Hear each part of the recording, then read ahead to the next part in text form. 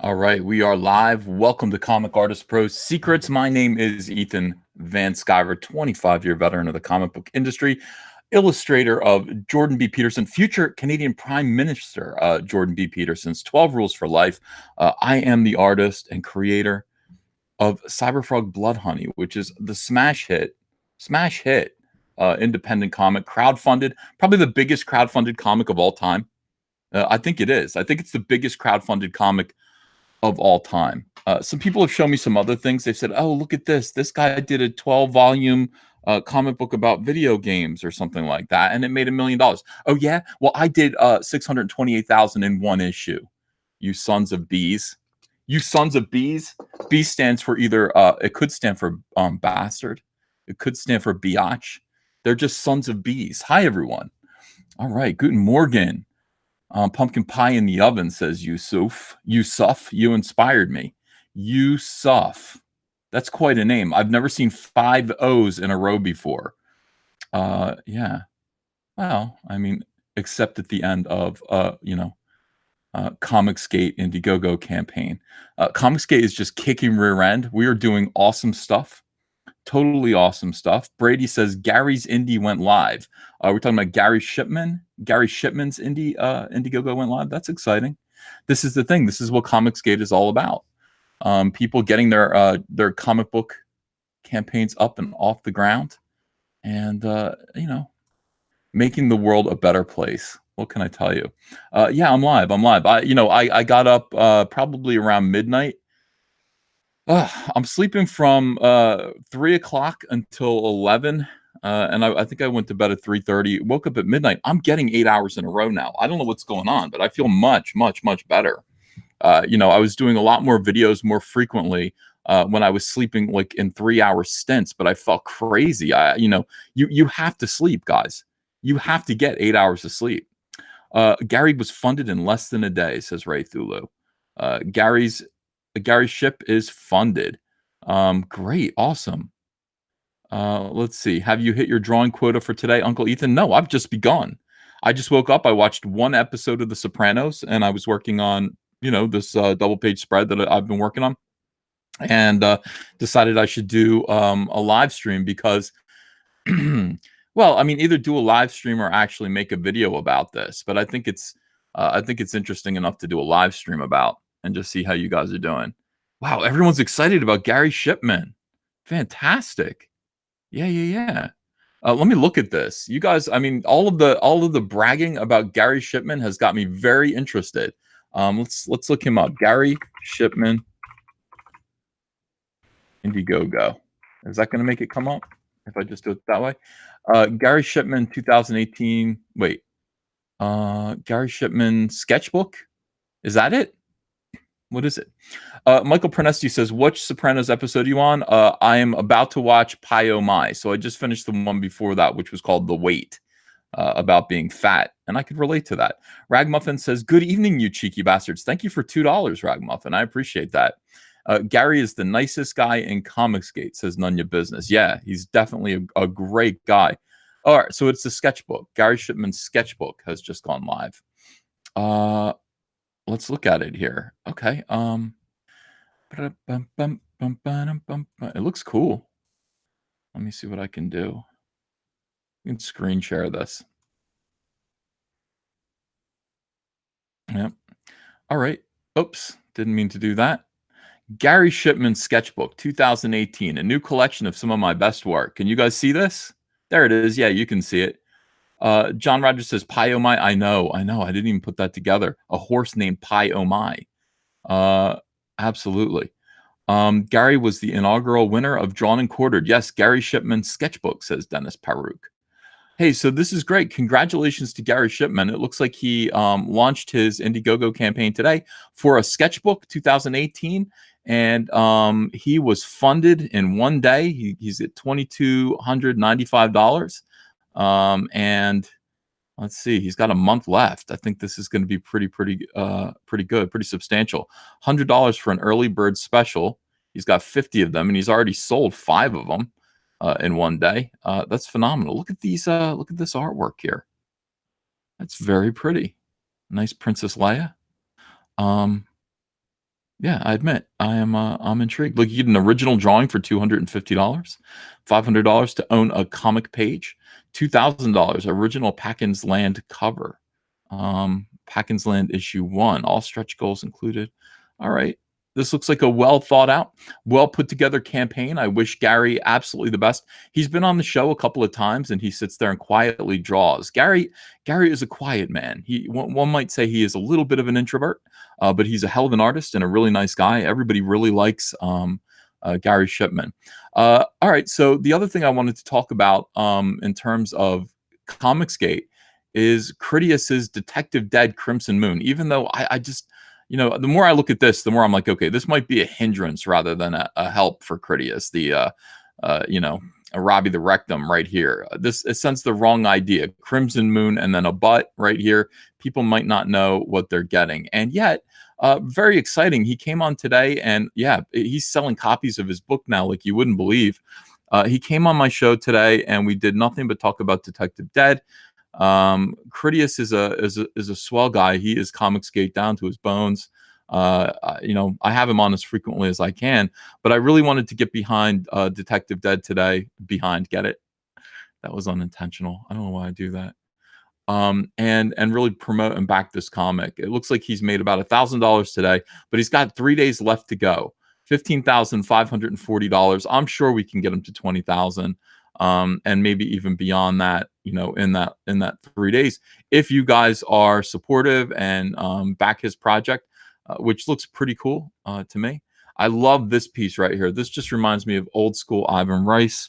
Um, Look at this nice detail, a lot of crazy stuff to look at here. Yeah. I had a dog once, and I swear to God, I had a Great Dane, and my house looked like this all the time because of my Great Dane. I was like, get this dog out of here. It's like living with a brontosaurus. Gentle giants, but they do like to chew on things and they just kind of go wherever they want to go. They can't help it. They have tails unless you dock them. I don't know why people like, it seems cruel to dock a dog's tail, but I mean, it's a whip. I got whipped right in the by that tail so many times. Dog just walks up in front of you and just whacks you right in the balls with its tail, and it hurts. It's like a whip. Terry Bogard, thanks for $5. Mr. Van Skyver, I just want to say thank you, sir, and I salute you. You inspire me and everyone else. We need more pros like you. God bless. Thanks, Terry. I appreciate that, and thank you for $5. It's very generous of you. Yeah, I hope I do inspire some people. I hope you guys get motivated to get out there and read more comics and maybe even draw your own or write your own comics. That is so much of what Comicsgate is all about. It is unfortunately the mainstream has been taken over by weirdos, and at this point, all we can do is fight for creating our own mainstream, an alternative mainstream, the only ethical mainstream at this point, one that is not built on preaching anything except for fun comics. And look how cool this character looks here. Look at this character design. Yeah, this is. Oh, he's got a flamethrower hand. I wish I had a flamethrower hand. Thought about that a lot. I have to admit, maybe a little bit too much. Making a glove that is a flamethrower. I would set things on fire if I had a flamethrower glove, frankly. Um, yeah. Oh yeah, and Detective Dead, by the way, somebody says the page count is large. Yeah, no kidding. It's like 100 pages, isn't it? 104 plus pages, colored graphic novel. This is inspiring. This makes me want to make Cyberfrog Wrecked Planet double sized. And I think I probably will. I want to spend more time. I'd like to spend all of 2019 just drawing a Cyberfrog book. Oh, God. Life is good. Life is good. Yeah, so Detective Dead Crimson Moon, back this comic book. I put the link in the description. I would put Gary Shipman's link in there as well. But maybe I'll do that tomorrow. The other thing, there's a link in there for the official Cyberfrog collectible miniature. If you don't have this yet, you might want to get it. This is the very first Cyberfrog product that there is. I mean, outside of comic books and things, this is the first actual toy. Here's a look at it. Let me see if I can zoom in a little bit. You guys can see. He looks very cute. Yeah, he's in action. I actually told them to just sculpt this right here. I said, do this. And they did. So this is the first three-dimensional Cyberfrog toy that you can get, and it's paintable. Obviously, it's going to come like this, so you can paint it. Comes on like a little kind of stilt here, a stand. Absolutely, if you are interested in Cyberfrog and want to support the project, want to support the character, and also want to own the very first historical collectible Cyberfrog toy, this is the one. It's coming from England. It's $18, I believe, and it will be ready December. It's going to ship December, which is probably when Cyberfrog is going to be in your hands. So you'll have the little miniature, you'll have the Cyberfrog collectible, and you'll have the comic book. It should be fun. It should be fun. Hail Caesar says Kraken of the Sea. Thank you so much. David B says, let me make a Cyberfrog 2D game. But I would like you to. There are people who are making Cyberfrog video games right now, and they're so cool. I can't get enough of it. That's the one thing that makes me happy. I've said from the start, the one thing that I really want is I want a Cyberfrog video game. And a lot of people, it turns out, are game developers, and they are making these things happen. I don't know how you guys do this. I truly don't understand the level of talent, the level of ability to be able to make a Cyberfrog video game. It's just, to me, unbelievable. It is unbelievable. Let me show you some of this stuff. Do you guys want to see a little bit of Cyberfrog video game? Tomb, thank you for $5 Australian. I ordered the Cyberfrog Mini. It looks awesome. Everyone get out there and back Detective Dead and Gary Shipman's 2018 sketchbook. Yes, please do. Please do. Support these projects. Yeah, well, I don't know why that didn't work. Let me see. Let's try this again. It says it took too long to reach. I'm trying to show you the Cyberfrog video game, and I hope this link still works. It might not work anymore. Maybe he took it down. Oh, I hope you didn't take it down. 3D Robin, where's your link to my video game? I mean, it looks so cool. Is it coming or no? Oh, this will make me sad. Let me see if it comes up on my iPad. It might just be that he took the link down to this thing. Yeah, it says the site can't be reached. Terrible. No, I wanted to keep that forever. 3D Robin, if you're listening, send me the link so I can actually download that clip, that video game clip. I really like it, and I would like to watch it again. At least, even if I can't show it to people here. Let me see. Does it work on my iPad? KK took it down. I don't think KK has the right to take it down. Joshua Hughes says WAMEN. Yeah, we're going to talk about that. That's one of the subjects of today. Star WAMEN. It's yeah, I think he took it down. Damn. 3D Robin. Yeah, put it back up so I can show people. It's definitely worth looking at, and you did a great job. All right, so today, of course, we got a little bit of news about Star Wars. Hold on a second. Got a little bit of news about Star Wars, and we knew this was coming. I mean, we knew that they were doing, Jon Favreau is doing a Star Wars TV show, and it's not for TV. It's streaming. It's a streaming show. We didn't know what it was, but the whole thing was, hey, this is going to take place right after Return of the Jedi, and right before Star Wars episode 7. Hang on a second. Did he take it down? Did this goofball actually take it down? What I'm looking for? I really hope not. Everybody is they're making this difficult for me today. Star women. Nothing but star women.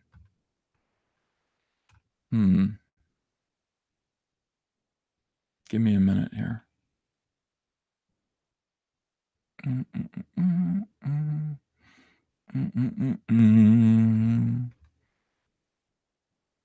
Yeah.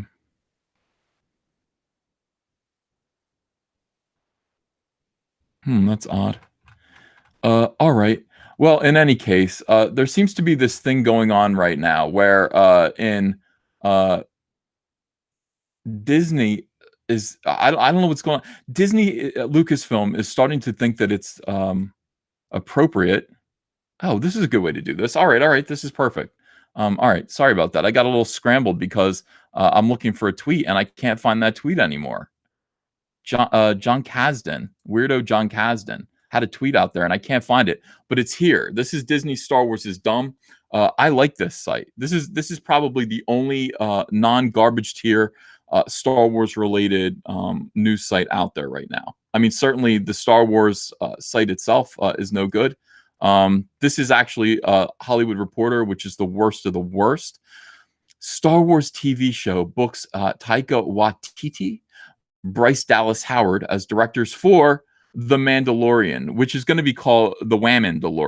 That is what we're going to call this from now on. The WAMEN, because we're pretty sure we're ahead of you, Disney. I think we got it. Let's read this news article real quick. The show is bowing on Disney's streaming service. Bowing. It's bowing on Boeing. Is it Boeing on Disney's? What is this? Yeah, Takiki Watiti and Bryce Dallas Howard, Rick Famuyiwa, Deborah Chow, and Dave Filoni, the great Dave Filoni, Cowboy Dave, are among the helmers that will direct the Mandalorian, the first Star Wars live-action series. The 8-episode show is bowing on Disney's streaming service. Why does it say bowing? Is it Boeing or bowing? How do you pronounce it? How does it mean something? Boeing or bowing? I don't know. Yeah. On their streaming service in 2019 with Jon Favreau executive producing along with Kathleen Kennedy, Colin Wilson, and Cowboy Dave Filoni. Kathleen Kennedy's still there. Still doing it. Bo. Well, tell me, is it Bo B ow bowing? Okay, it's owing. I don't know what that means. I don't is that a word for showing? I don't yeah. Bow, like take a bow. Yeah, okay. Anyway, I've never heard that word used in this context, but okay, fine. Lucasfilm has been mum. Yes, they have on details so far, but earlier this week issued the following synopsis. After the stories of Jango Fett and Boba Fett, another warrior emerges in the Star Wars universe. The Mandalorian is set after the fall of the Empire and before the emergence of the First Order. We follow the travails of a lone gunfighter on the outer reaches of the galaxy, far from the authority of the New Republic. The director's list showcase a range of filmmaker experience and breadth. Filoni, Cowboy Dave, whose longtime Star Wars connections go back to directing the Star Wars Clone Wars animated movie, will direct the first episode. That's good. I appreciate that. I like Cowboy Dave. I'm disappointed that they're not utilizing Cowboy Dave to the extent that they should. But they should do. They should offer him more work. Honestly, he should be running Lucasfilm, in my opinion. Cowboy Dave looks good with that hat. Now, I am disappointed with the way his voice is. I thought when I saw a picture of Cowboy Dave, he would sound like this. Hey, I'm Cowboy Dave Filoni. He doesn't. He sounds like this. Hi, I'm Cowboy Dave Filoni. That bothered me a little bit. But you know what? That's just the end result of living in Los Angeles too long. You live in LA and you're going to sound like that. I don't know why. There's something in the water. Something wacky going on over there. Waititi is an actor who many consider made one of the stronger Marvel Studios movies with Thor Ragnarok. He helmed the well-regarded mockumentary What We Do in the Shadows and is now in post on Jojo Rabbit, a satire set in Nazi Germany in which he plays Adolf Hitler. Well, that's perfectly normal. That's fine. Chow has worked on a range of genre television, from episodes of Reign and Fear the Walking Dead, to Iron Fist, Jessica Jones, and Lost in Space. I'm sorry, I cannot get into Fear the Walking Dead. I have tried to watch Fear the Walking Dead. I think I've gotten almost through the first season. It is a painful slog. It is. I can't even.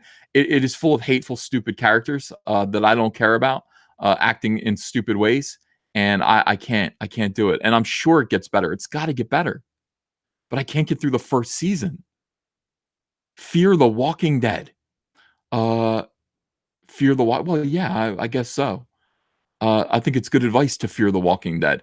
Tomb, thanks for $10. Everyone, make sure you check out and back Asgard by Ben Jones on Indiegogo. Also, back Brand by Antonio Bryce. Sure, he talks about milking roaches, but try to look past that. LMAO. Yeah, that was disgusting. Howard is best known for her acting repertoire, such as Jurassic World movies and The Help. She is in recent years, has in recent years, branched out to directing shorts. And Famuyiwa, Famuyiwa, Famuyiwa, Yiwa. I'm not gonna. I'm not doing this anymore. I'm not. I'm just gonna say Fam. Drew acclaim for his coming of age comedy Dope. Well, they all sound great. This sounds terrific. So, what is the deal here? Let's go to Disney Star Wars is dumb. I want to just fast forward past something to this right here. And let's talk about John Kasdan, who was a complete clown. I did a review of the Blu-ray documentaries extras for Soylo, a Soy War story, and in that you really get a close kind of interaction, a personal meet and greet with John Kasdan, who up until now was just a name to me, and I understood that he was the son of Lawrence Kasdan, who is responsible for screenwriting some of the biggest movies that George Lucas and Steven Spielberg worked on, including Raiders of the Lost Ark, and of course, I think three, maybe four Star Wars movies. He screenwrote them, so he has some familiarity and some history, and of course some clout when it comes to Star Wars. His son is a jackass. His son is basically Jerry Lewis, the SJW. If you've seen early Jerry Lewis, I mean early the monkey Jerry Lewis from the 1950s, that's Lawrence Kasdan, except a total social justice warrior cuck. Of course, he does disgust me. All right, so listen. Recently, a fan of Soylo, a Soy War story, expressed disappointment that Lucasfilm did not follow through with making Lando Calrissian pansexual. Why didn't they do that? Why wouldn't Lucasfilm actually follow through and make Lando Calrissian more of a weirdo? Why wouldn't they do that? They hinted at it, But hey, listen, I would say, don't lose heart, weirdos. There's still Star Wars Episode 9, in which the 82-year-old Billy D. Williams is going to appear as Lando Calrissian. He's going to reprise his role. And will he be a pansexual in that? Probably. Probably. It was all John Kasdan's weirdo idea.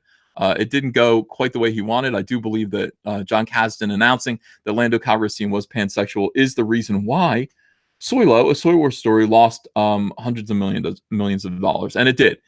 It lost $80 million. It fell short of the budget of its budget by $80 million. But of course, it probably should have gone on to make close to $1 billion, the way Rogue One did. Solo should have made $1 billion. It did not make it. Made $392,000, which is very depressing, very, very depressing for a Star Wars movie. I blame that all entirely on John Kasdan here. So he's got weirdos that were just like, why wasn't there more weirdo sex with Lando Calrissian and Solo?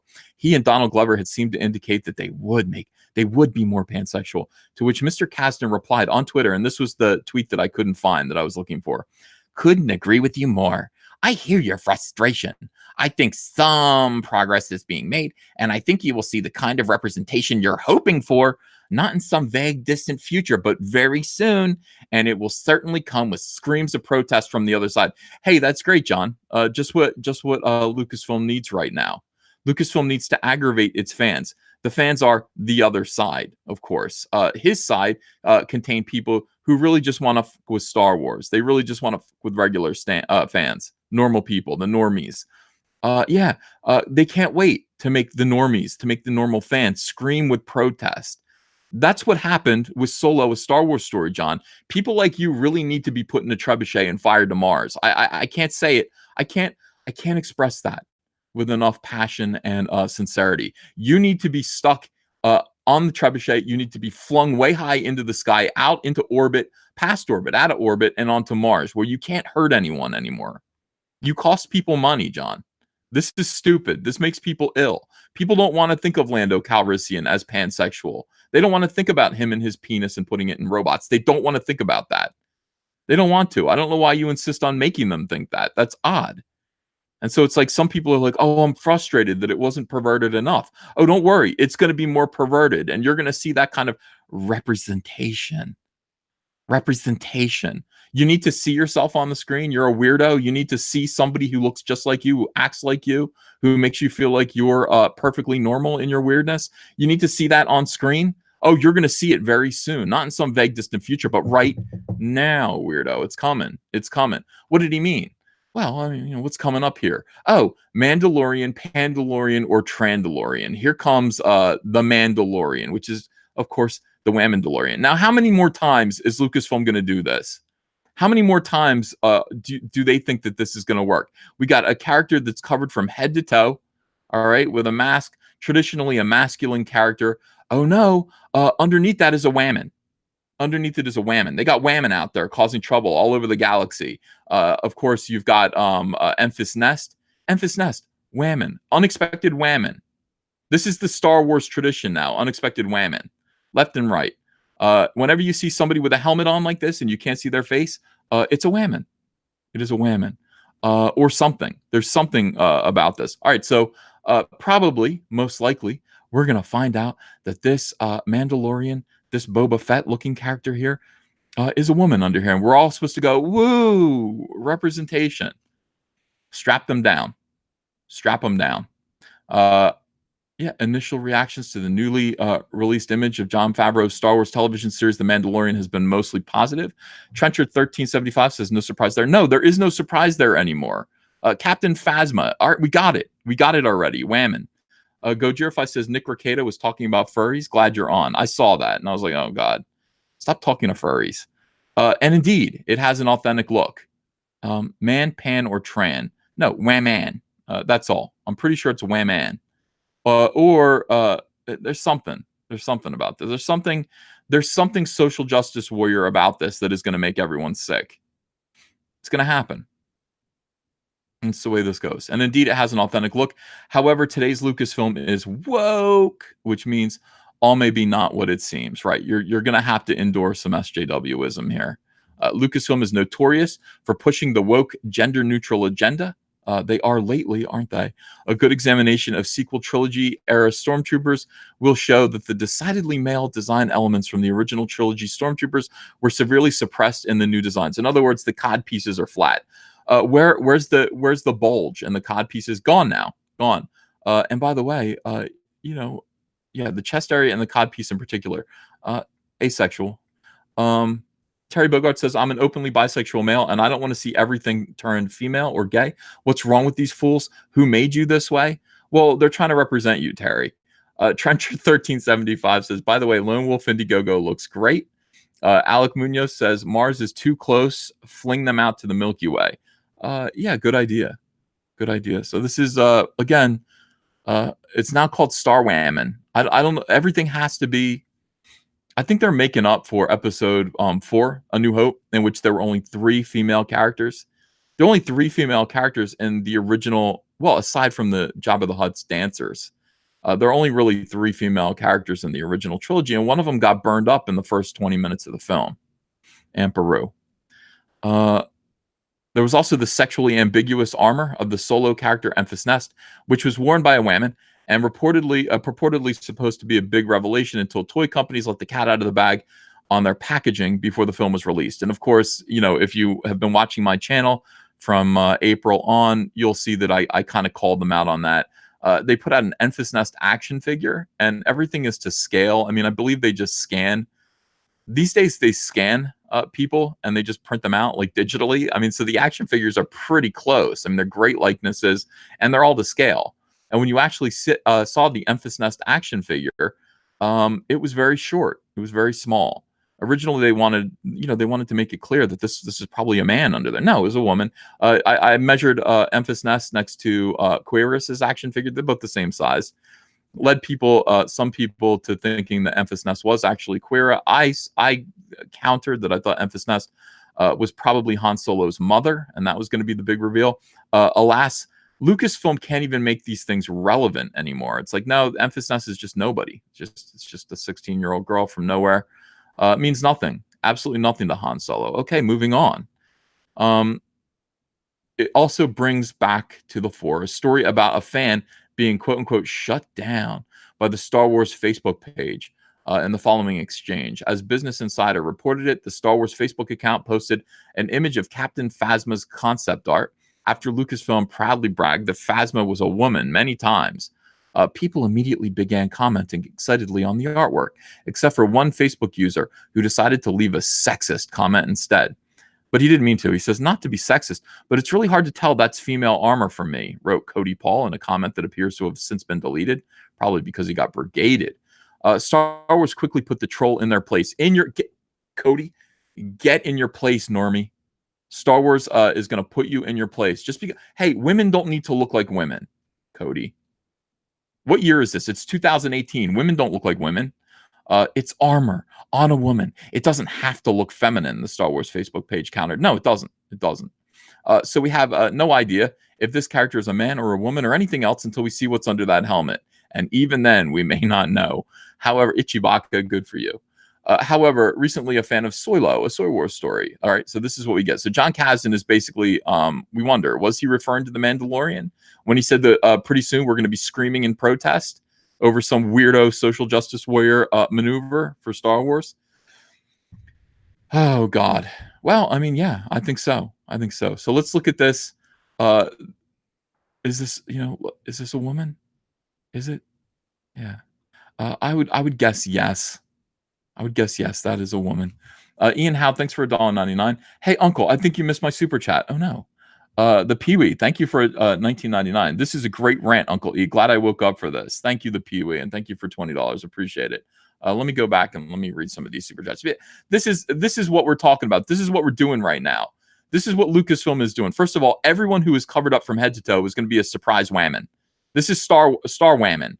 Everything is whammon. I was watching The Last Jedi again with the High Council, and I couldn't help but notice that the screen was chock full of weird-looking women the whole time. It's enough. We got it, guys. We understand. We understand. Women need representation in Star Wars. Why? I don't know. I'm not really sure, but they do, apparently. There need to be women who are fighting a war. I don't know. Sisters are doing it for themselves. Who cares? This is Mandalorian, Pandalorian, or Trandalorian. Go to Disney Star Wars is dumb. .wordpress.com, the only sane Star Wars news site on the internet right now. And I don't know how many more times is Star Wars going to do this. Lucasfilm, how many more times are you going to do weird things with Star Wars and then people are just going to walk away and you're going to end up in some kind of like deficit in terms of profitability, and then you're just going to wonder why. And then you're going to blame Russian trolls. Lucasfilm, do you think it's going to be Russian trolls that cause fans to completely walk away from this, to bash this on the internet? Is this going to be Russian trolls? Who are you going to blame for this?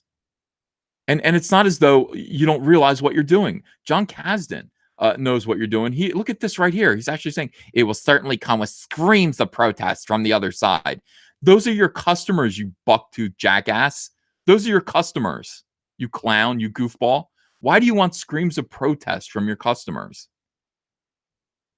I've got people talking about Comicsgate. I got these other like mainstream comic book professionals who are wondering why Comicsgate is so profitable. Why? Why are people buying Cyberfrog miniatures? Why are they buying collectible Cyberfrog miniatures? Why are they supporting Detective Dead by Critias? Why? Why are they doing that? Oh, maybe it's because Critias doesn't sit there and try to put out product that makes you scream with protest. Maybe they're not making fun of you all the time. These guys are making fun of you. These guys are making fun of the customers. They're trying to aggravate you. They're trying to irritate you. They're trying to annoy you. And for what? So they can just sit there and giggle? So they can giggle in Los Angeles about how they've annoyed the Midwest. And and it all comes back. I mean, Solo lost $80 million. They worked so hard. You're working so very hard and spending so very much money to irritate us. This is supposed to be, each episode of this cost $10 million. Is that what it was to make? $10 million per episode of this. And it's going to be almost certainly it's being made to annoy normal people and the Star Wars fans. I don't know. I don't know. That certainly that money could be put to better use. Some charitable something or other. No? I don't know. But anyway, I'm excited about this just because I'm going to follow this. To me, my thing is I'm just documenting the downfall of all of these properties that are infiltrated, all of these hobbies, all of these industries that are infiltrated by SJWs. I document their downfall. You don't understand. John Kasdan, this is great for me. I'm going to make videos about this all year long. All year long. I'm going to make videos watching you guys fail. And it's going to bother you. Of course it does. You're going to call us Russian trolls. You're going to watch MSNBC and you're going to blame the Russians for this, but it's your own fault. Look in the mirror. The Russian troll is you, John Kasdan. You are the Russian troll. You are the cause for all of this. You are the cause for all of this heartache. You're the cause for all this confusion. You're the cause for the complete and total loss of profitability by the biggest property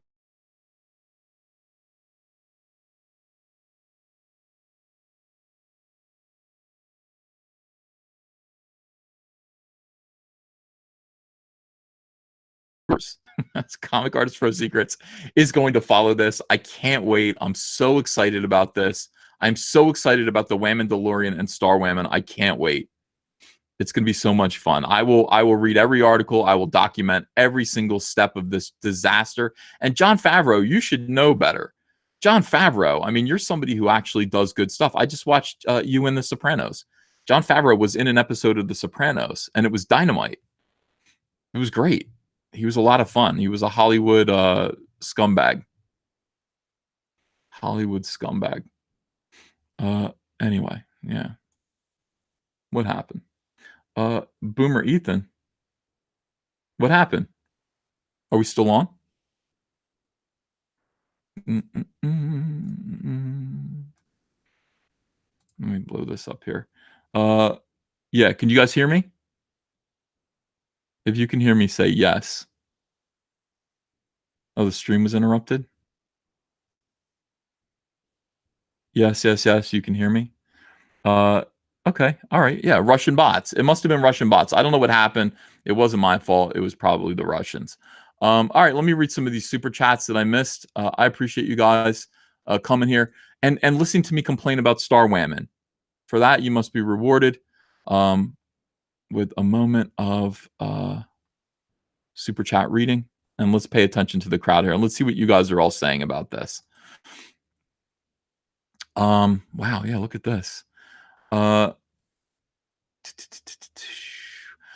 Shrew says, check out T-Bird and Throttle by Josh Howard, described as Cobra Kai meets Batman. It's currently just $9,000 away from being funded. Ian Howe, if you ever need another wrench, I volunteer my services. I covet the wrench. Also, can't wait for my Cyberfrog figure to arrive. Well, that is important. Ian, let me see about you here. Scroll back and try to find Ian Howe. There you are. All right, Ian, congratulations. You have been wrenched, my friend. You are now officially, use your power wisely. Use your power. Don't cause trouble. You have been wrenched. Yeah, that's the thing. Sometimes you give people authority over others, and they get out of control. I mean, they start doing crazy stuff. But I think Ian Howe is somebody who can be trusted.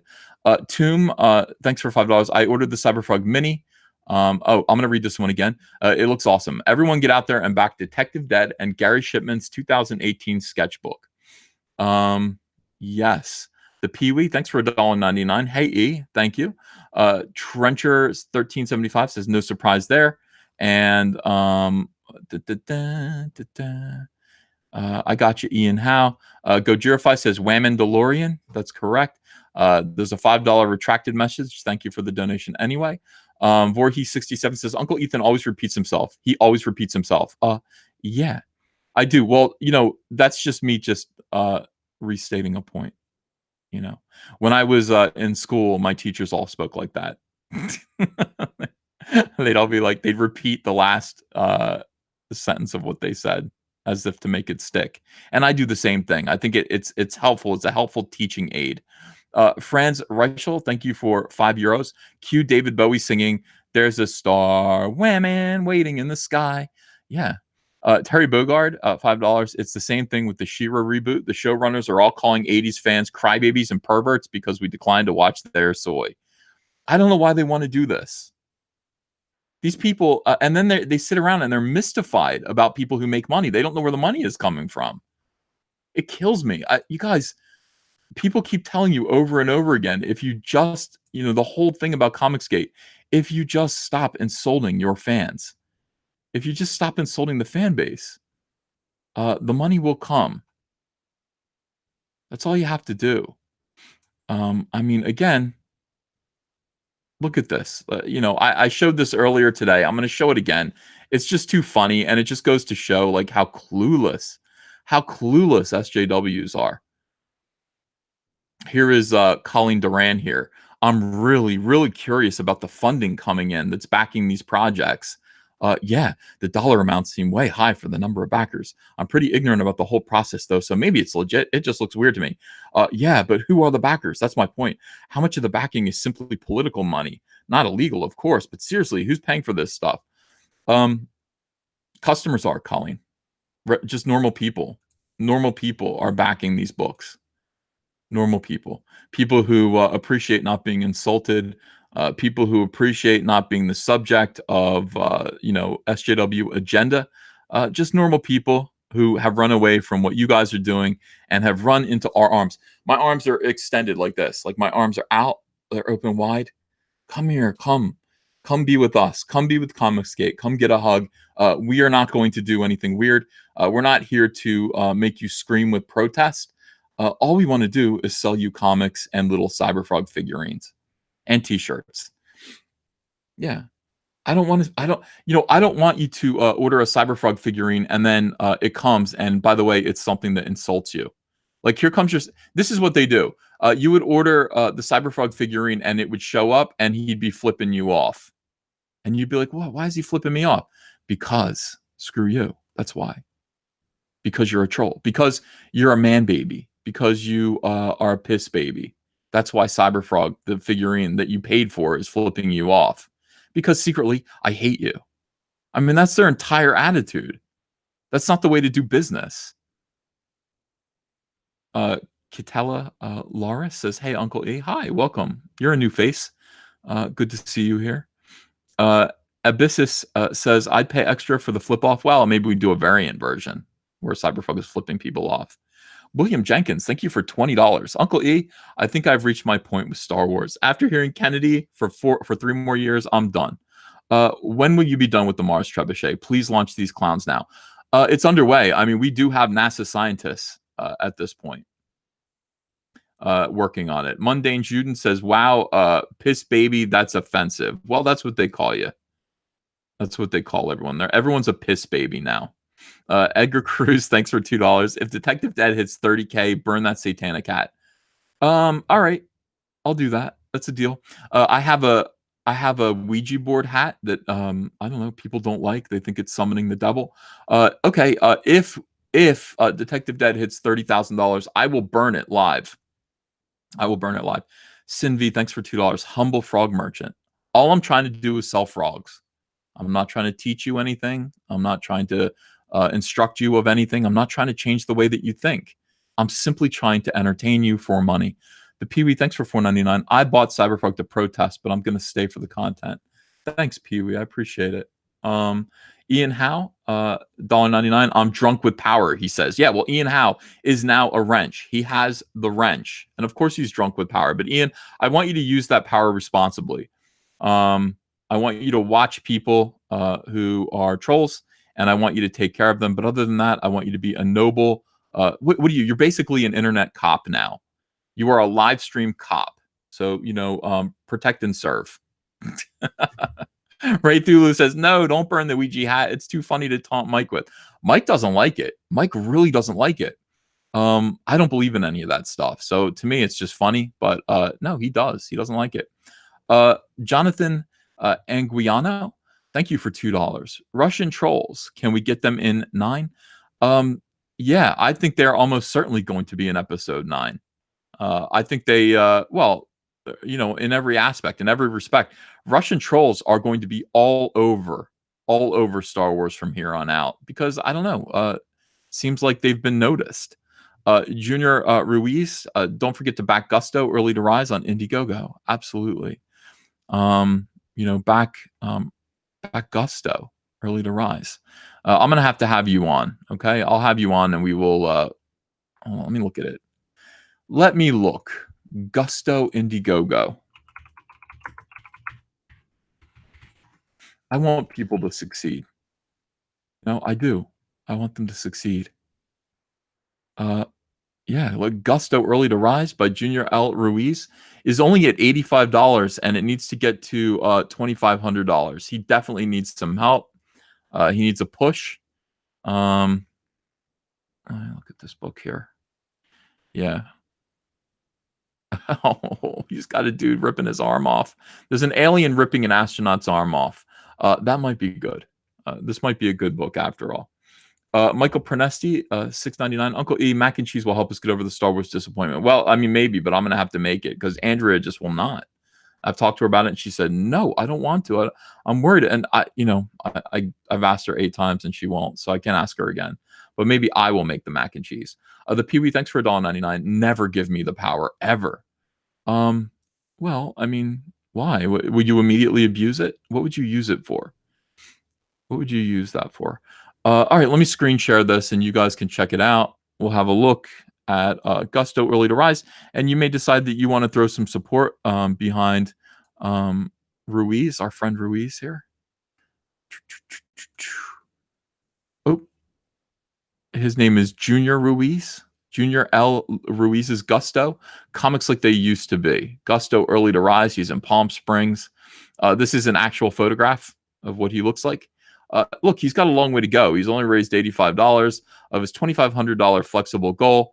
It would be good to actually get him there. I don't know what this is. This is an action figure of some sort. He made an action figure of his character. As a lifelong artist, I had no doubt in my mind that drawing comics would be what I would end up doing. After serving the U.S. Navy, thank you for your service, mostly overseas in Yokosuka, Japan. I came back to my hometown in familiar Southern California. I worked in print shops and art departments for a couple of years. That's what I do now, all while supporting a family.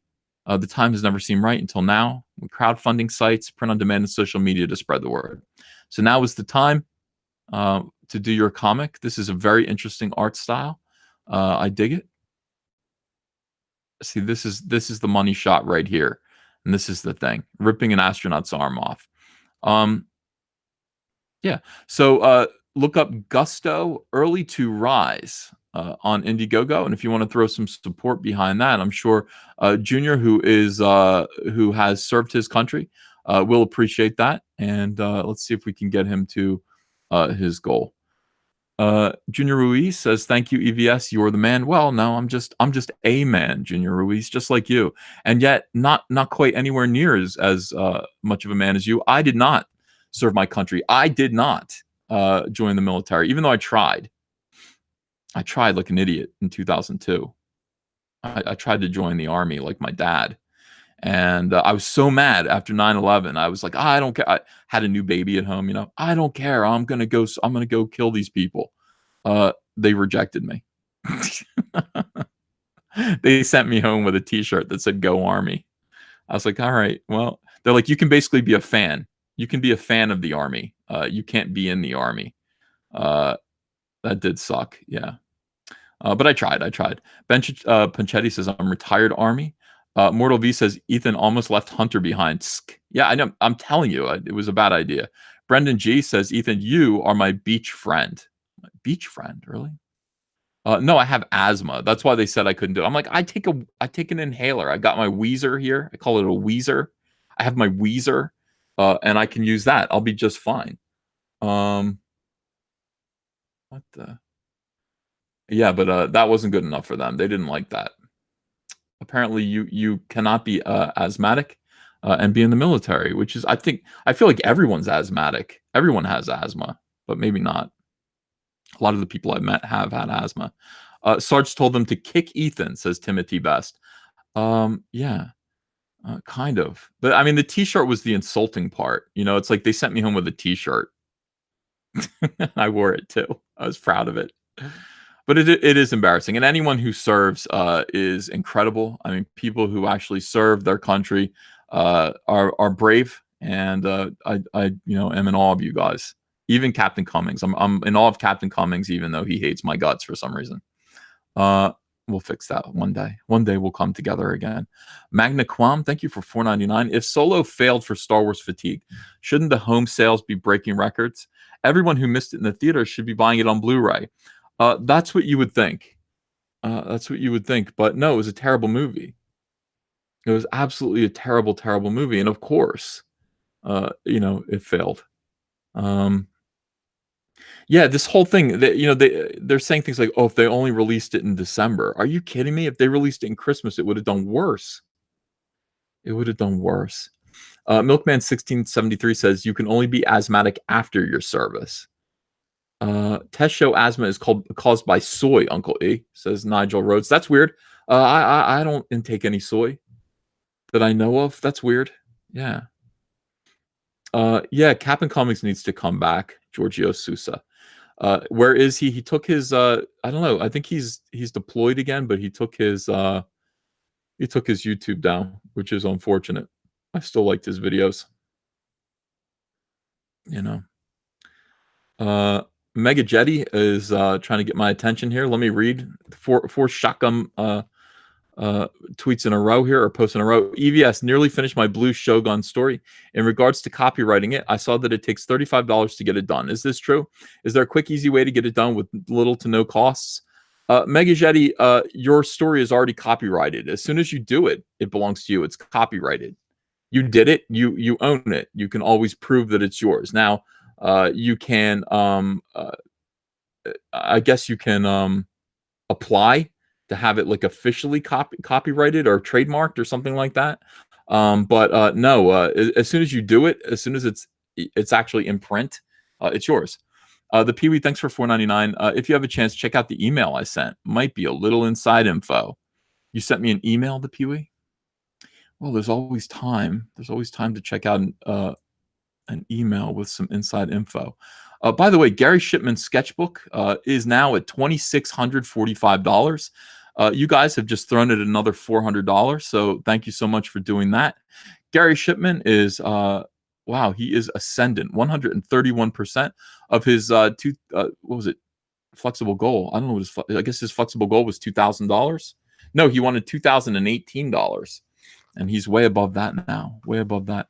Tomb, thank you for $5. Back brand on Indiegogo by Antonio Bryce and Kanan White. Make sure you catch Sexy Party with Antonio Bryce on YouTube. Not Sexy Time, my bad. Yeah, Sexy Party. Panda says, just back to Brand and Gusto. Glad I can help. Panda, yeah, I really appreciate that. That is good. Let me see how Gusto's doing now. Gusto was just sitting at $85 or something like that. And yeah, now we're seeing a little bit of an increase. If you guys can back Gusto, that would be appreciated, certainly. All right, what was I doing? Oh yeah. Let me see how Detective Dead is doing now. Detective Dead is at $15,645. It just keeps selling comics. We keep selling copies of Detective Dead. I wish I could see how many Cyberfrog miniatures have sold. They should really have a counter on that. I think that would be a good idea. All right, let me see here. What is this? Oh, okay.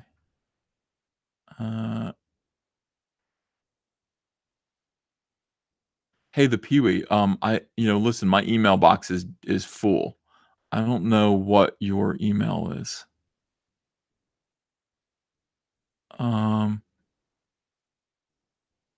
Maybe it's this.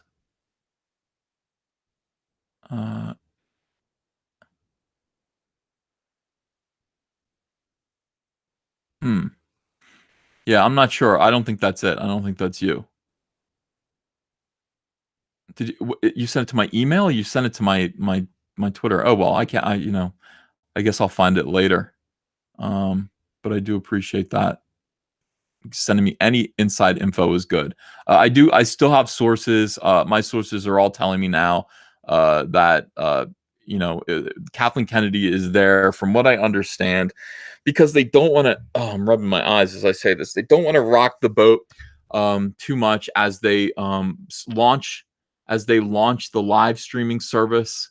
That is vital for them. They're prepared to take a loss on that initially. They don't want to have any more controversy going on, and also the Fox purchase. Okay, so they're buying Fox, and they don't want anything to be too traumatic or dramatic. Any of those changes for now. So whatever.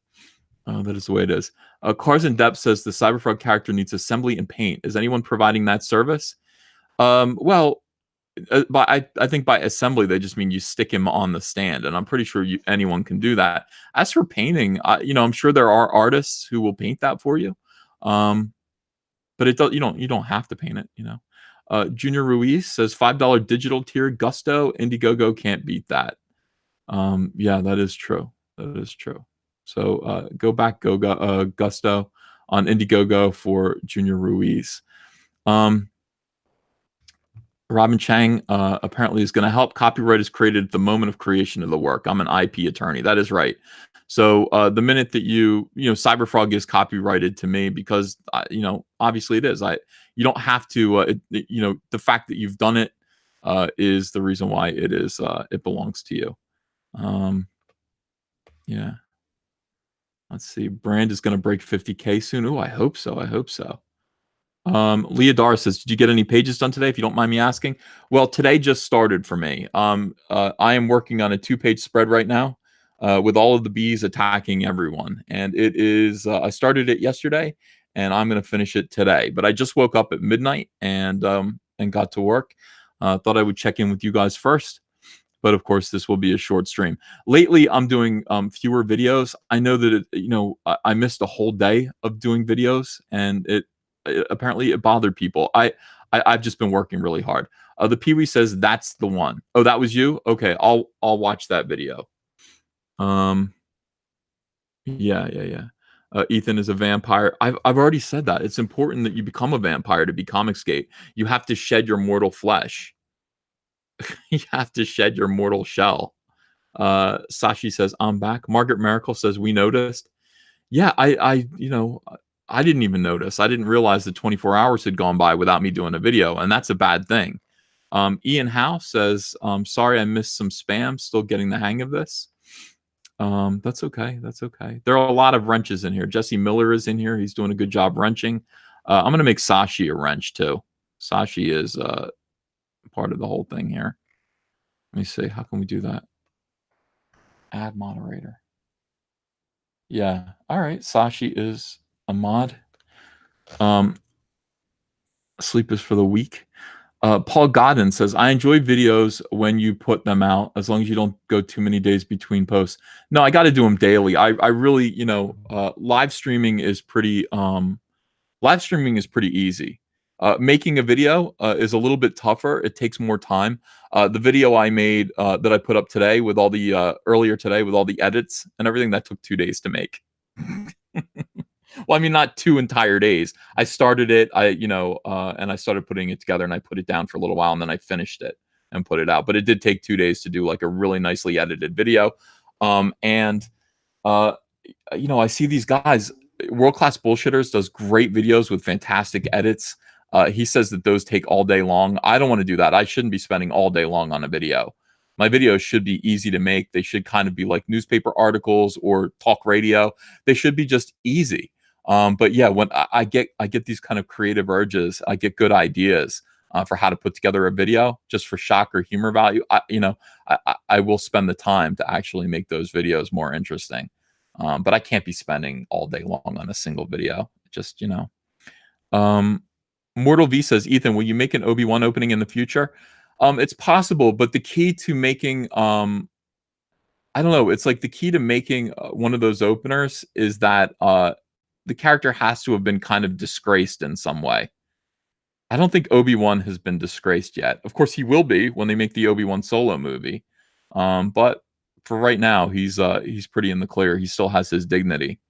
That is a thing. I would like to make. Let's see. I would love to make a Rose Tico opening. I did make a Rose Tico tribute video, as I'm sure you guys have seen. But I would love to make a Rose Tico actual like opener. I think that would be good as well.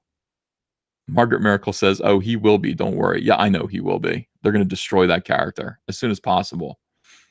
And I think Obi-Wan Kenobi might turn out to be Rey's father or grandfather. I have that feeling. From what Mike Zero is reporting, I have a feeling Obi-Wan Kenobi is going to be Rey's dad or granddad or something like that. Who knows? It's going to be weird. Obi-Wan Kenobi. Oh God, no. I mean, they really are. Disney is hiring people. Lucasfilm is hiring people whose sole purpose in life is to get revenge on the normies. Oh, this is going to annoy everyone. This will make everyone upset on the internet. And then when people are upset on the internet, they uh, they start complaining. Let's see here. Looks like, for God's sake, Movie Web rumor article. All right, looks like B. Allen Orange is back. Let's see about this.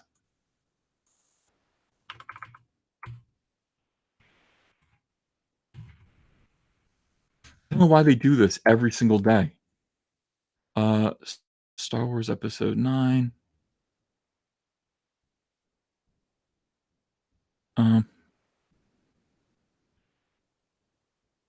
all right, let me see if this is the one they're talking about. No, this is Kevin Berwick. All right, let's have a look at this.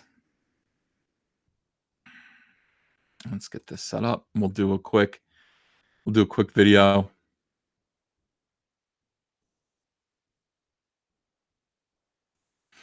All right, everyone, Comic Artist Pro Secrets. I am Ethan Van Sciver, and I'm being alerted to this for some reason. Star Wars 9 is dropping a huge surprise on Luke. Do we already know what it is? Oh my God, Kevin Berwick.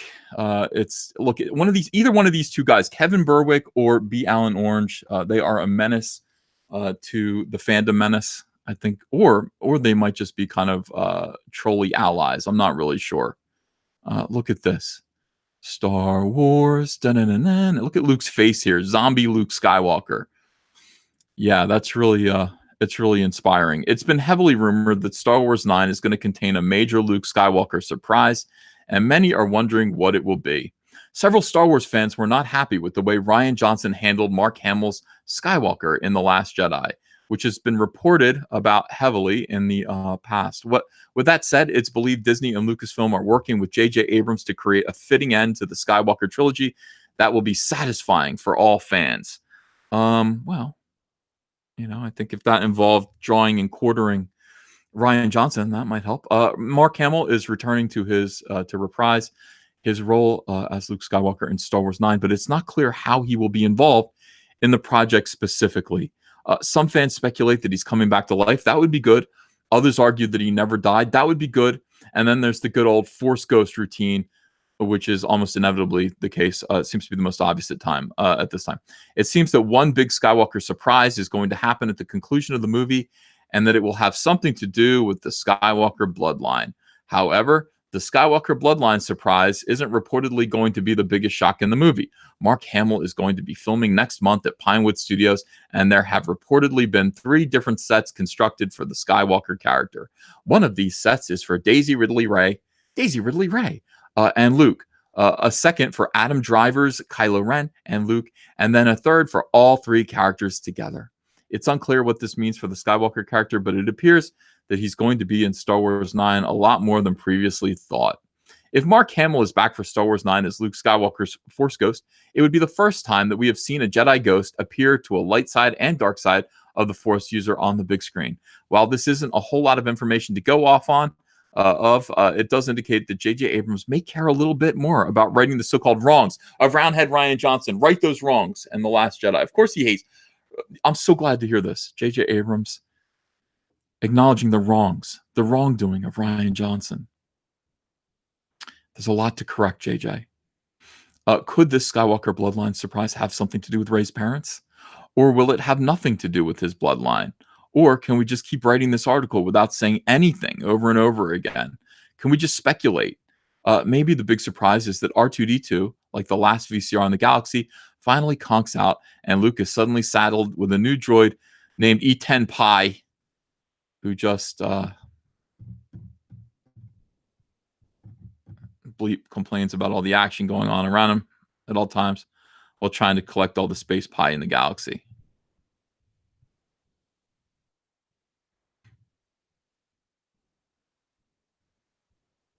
Another recent rumor about Star Wars 9 has to do with Rey's parents. Many Star Wars fans are still coming to grips with the fact that her parents could be space drunks who left her on the Jakku to rot. Eaten pie. It is possible that J.J. Abrams will attempt to tell the story of Rey's parents as well, which could very well tie into a possible Jedi bloodline from Luke Skywalker. However, it's important to note that all of this is fun speculation at this time, since nothing specific about the story has been revealed, and probably won't be for a very long time. In the end, Star Wars fans are banking on the final installment of the trilogy to redeem itself. This Star Wars 9 theory originated from the Drunk Chicken YouTube channel, which is just, it's Mike Zero. Stop calling it Drunk Chicken. It's Mike Zero. Just say you got it from Mike Zero. Why do they do this all the time? A new droid named Eaton Pie. By the way, Eaton P Pie. Eaton P Pie. This is pi right here. This symbol is pi. E10 pi. You don't need to put a P in front of it, Kevin.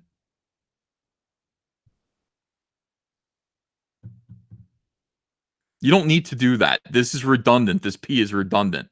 What do you mean I bleep complain about all the action going on all around him at all times while trying to collect all the space pie in the galaxy? I'm not. What's the matter with these people? Every single day. Every day. I don't understand why they do this. I don't know who these people are. I'm starting to think Kevin Berwick and B. Alan Orange are the same person. They have to be the same person. And by the way, this article said absolutely nothing, and it used Mike Zero as a resource. Damn you. Damn you all.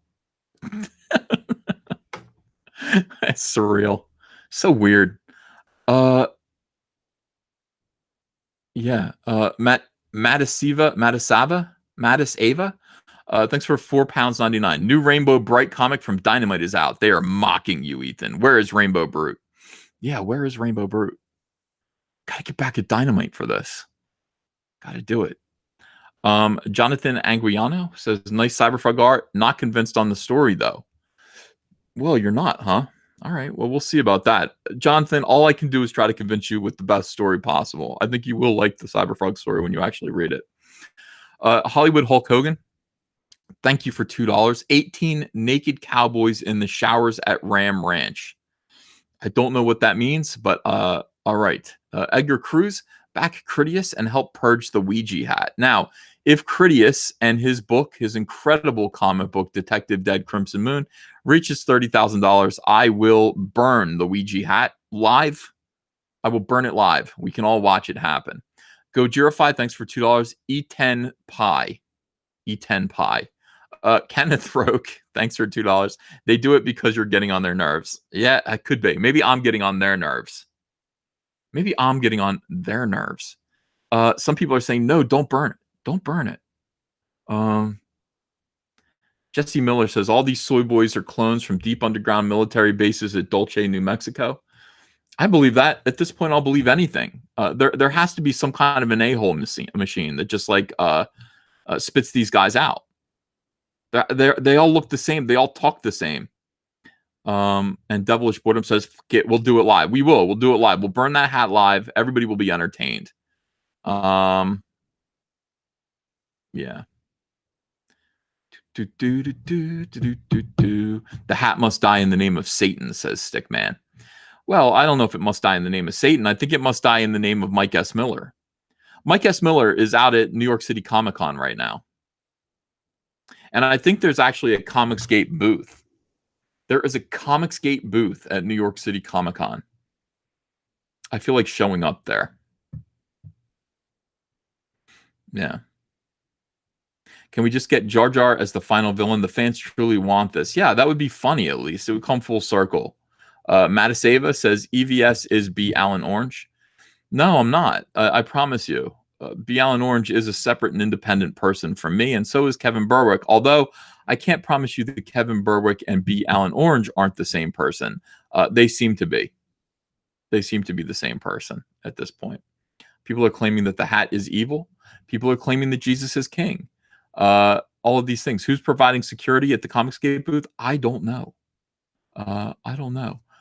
Timothy Best says Mike is running the New York streets now. Ethan, what are you going to do about it? I don't know. I'm going to ask for a sit down with Elliot Fernandez and see if we can decide to have Mike whacked.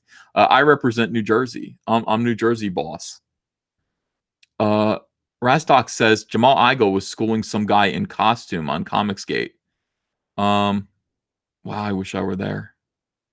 I would love to see Jamal Igle. Somebody, if Jamal Igle is at New York City Comic Con schooling some guy about Comicsgate, please tape it. Please get your iPhone out. We could all use a laugh. You've got to film this stuff. You guys, this is what videos can be based on.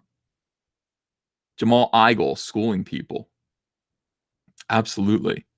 Yeah, the five families, says Critias. Well, listen, I am Philadelphia, South Jersey. Somebody else can be New York. It's not me. Cecil might be New York City. Cecil's more like Long Island. Like Cecil doesn't run Long Island. Cecil runs like Scarsdale. Let's see. Man of Action says, yeah, Igle was talking all sorts of shit. He was all over the fucking map. Well, what was he saying? Where is it? How come I haven't seen it? I need to see this stuff. Classy to me says, EVS, this is all going to get back to Mike. Well, yeah, I know. I hope it does. We got to get him in line. The Igle footage is on Umbrella's channel. Oh, so the footage does exist, and Umbrella Guy has done a video about it. That's exciting. That's good to know. Cosmic Goatee says, shameful. I used to like several lines from Image Comics. Seeing this stuff recently has me reeling. Good luck on Cyberfrog.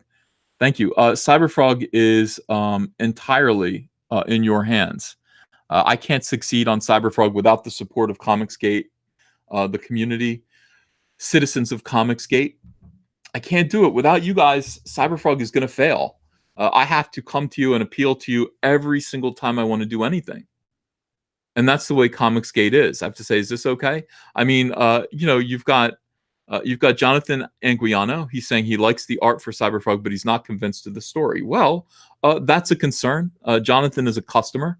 And how can we get Jonathan to be into the story? Well, I guess I have to just do the best I possibly can and produce a story that's extremely entertaining. And maybe he'll come on board. If not, maybe he'll just stick around for the art. But, I mean, this is what comic books are meant to be. I'm not out to antagonize my customers. And I don't understand people who are. I really don't get it. Comicsgate is meant to appeal to the customer base. You guys are the customers. Comicsgate is an uprising of consumers who are saying no more. We just don't want this anymore. We don't want professionals who are insulting us on Twitter. And we don't want comic books that are insulting us within the content. And that goes not only for comic books, it goes for Star Wars, it goes for wrestling, it goes for Warhammer 40K, it goes for all of these things.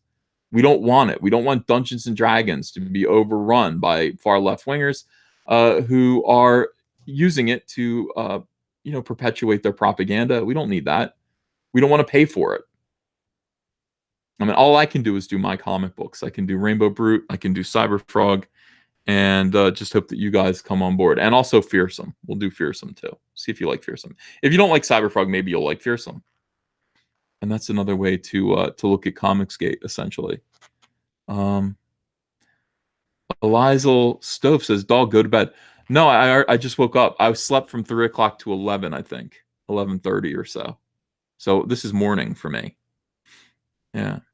When does Cyberfrog ship? I'm going to make sure that you guys get it by Christmas. I want everyone to have their Cyberfrog books by Christmas. I'm about halfway through now. And I'm working my face off to get this done. Margaret Miracle says, get that hat. Get that hat. Are you still doing Mean Streak? Please, says Razdoc. Yeah, that's another idea that we've got.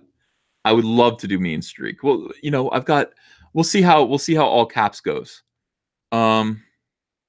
Lumdrop says, Ethan, can I ask a serious question?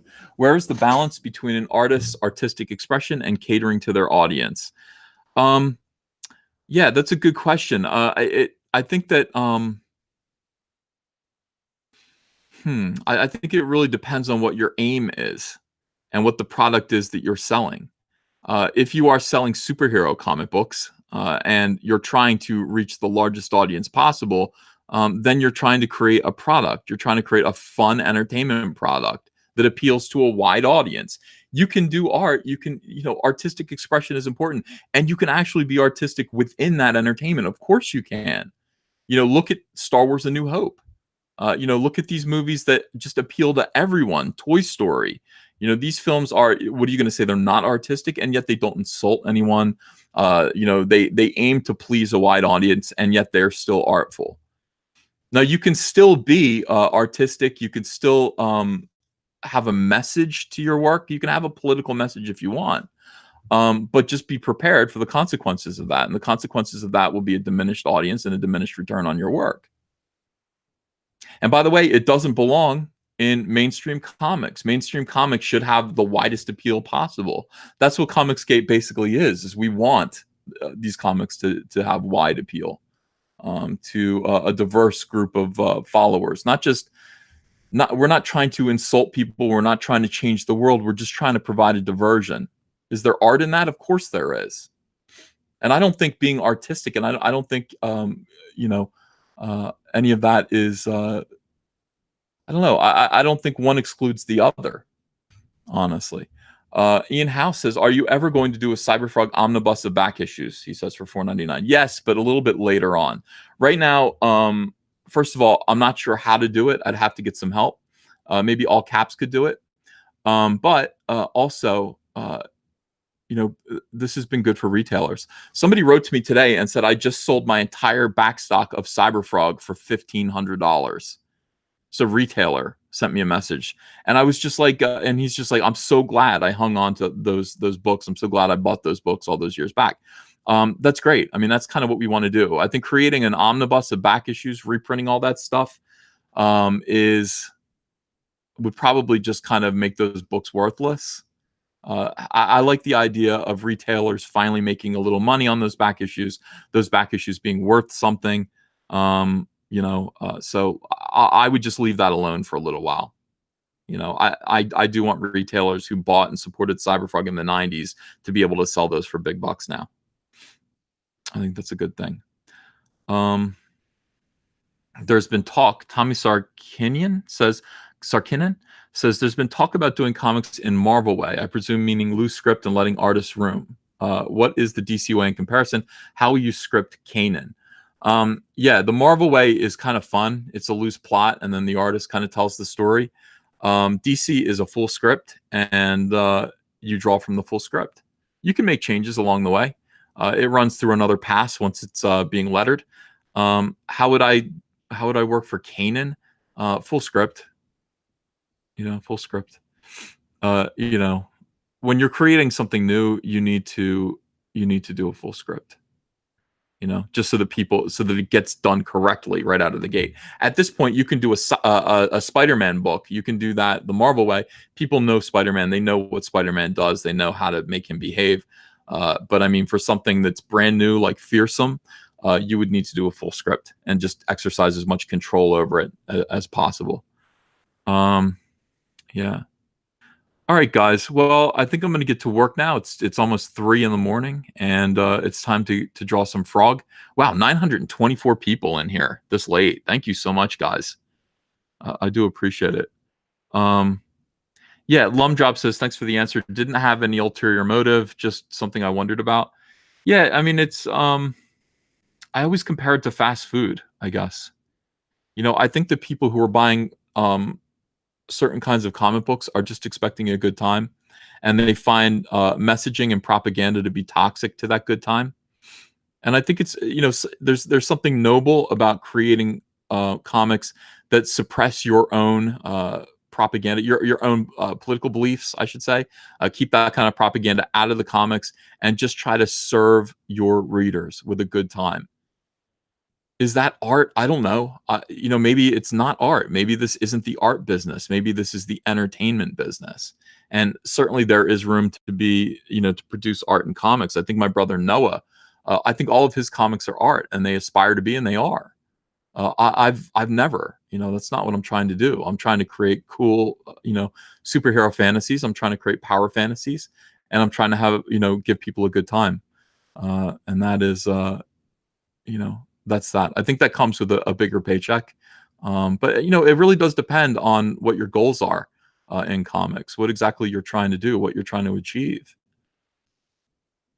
As far as I'm concerned, I'm just trying to create entertainment, fun, light, exciting entertainment for people without any propaganda or ulterior motive or secret messaging or any of that. I don't want to change the world. I just want to show people a good time.